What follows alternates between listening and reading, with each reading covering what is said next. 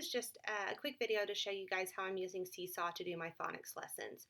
So we utilize Reading Rules, the Reading Rules program, and it's fabulous for my dyslexic students and my learning disabled students because we get a lot of really good phonics instruction every single day. So for Reading Rules 32.2 is what we're going to look at today. So we're going to click Add Response and look at it from the student view. But what I did ahead of time was in instructions. This is where I did the bulk of my instructions. So I just recorded myself talking to my screen, and I did a shared screen situation where the kids saw a slideshow that I made, and then they also saw me talking so they could see my mouth move, because a lot of my kids, when they're hearing sounds, need to see what that sound looks like coming out of the teacher's mouth. So they're going to watch this lesson, and then inside Seesaw, for this one, this is the takeaway game. So I recorded my screen inside Seesaw, and they're going to watch this, and then they're going to hit re-record and do it themselves. And so it looks like this. Hi guys, so we are going to play the takeaway game. So I have 4 words here. We're going to sound out the first one. Sound it out with me. S, snap. There it is. Snap. Okay, I want you to take away the s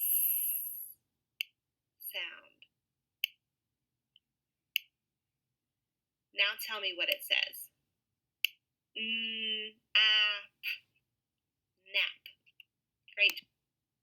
Okay, so what they would do from there is they would, I continued going through each of the words, and then they had to go through and hit re-record. So they would hit re-record and then record themselves doing that as well.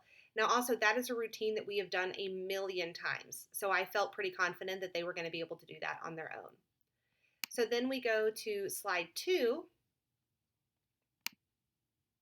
Hey guys, so we've been working on different letter sounds and just starting to get into hunks and chunks, which means parts of words. So today we are looking at the hunk, ink. So I want you to think about, there's one. Think about words that end in ink, like stink or pink or think. I want you to come up with 5 words, and I want you to type them around this INK that I wrote in the middle of our screen. Okay, so they would hit re-record, and then they're able to write on the screen. On page 3, I love this because I hate pulling letters. I don't know how you guys feel about pulling out magnet letters and all of that. But all I did was hit text and just add a letter or a hunk and chunk at a time, and so that they can pull them down. So the directions were in the captions. Use the letters above to make the word jumping. So then they would pull these letters down to spell the word jumping, and they can listen to those instructions as many times as they need to. And then they go on to the next one. So I believe this was mixing, I can't remember, maybe pink on this one. So then we get to what they call think and read it. And so it's words that we have learned all of the letter sounds for. And so they will go through and they will just hit the record button and record themselves reading the words. We have our sight words, or high frequency words from the story that we'll read this week. And so they will go through and practice reading those. And again, those were all in my lesson ahead of time. We have our decodable story. And all of the decodable stories from Reading Rules come from the Flyleaf website that right now has their books for free that they can read digitally. And those are all decodable readers, and they're really good. And then I always make sure that I ask them a comprehension question after we read, just to kind of keep that skill up. So that is Seesaw. And then Google Jamboard, I haven't used in a while, but I was using it before we went on spring break and then never went back to school. try that again, jamboard.google.com. Okay, so what this looks like is, let's see, I was using it a lot of different ways, but let's see. If we look out, I was doing a breakout session with some teachers at school. And so what I would do is I would have my group and they would all be a different color sticky note. And what I love about Jamboard is that I can be on and I can share this with a student like I already have. I can share this with a student or a teacher, whatever, and we can actually see everything that each other's doing. So we can draw on the screen together. So I can write a word and maybe they can underline the vowels or circle the parts that they know and then sound it out. That's something that we can do together through Zoom with, and we don't really even need to share the screens because we can see each other's screens. So that was the way I was thinking about doing that. And again, you can use,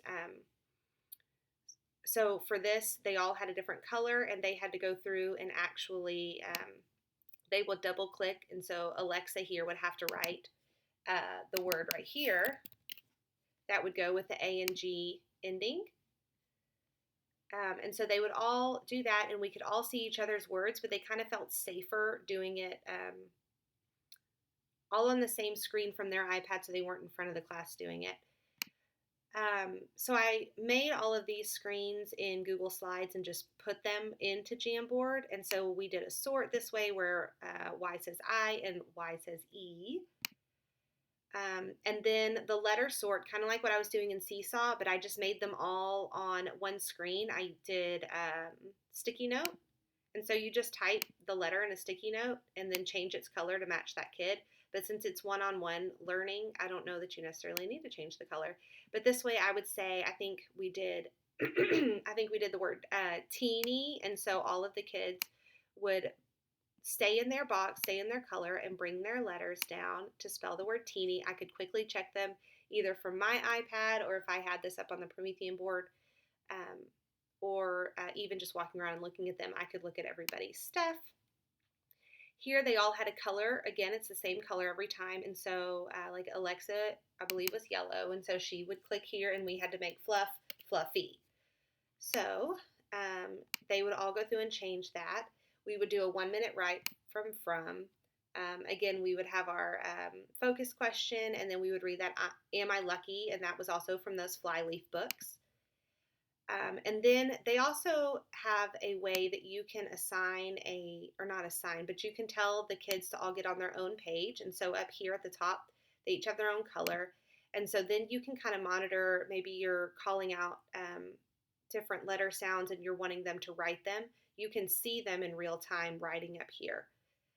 Okay, so I hope that helped. Reach out if you have any questions.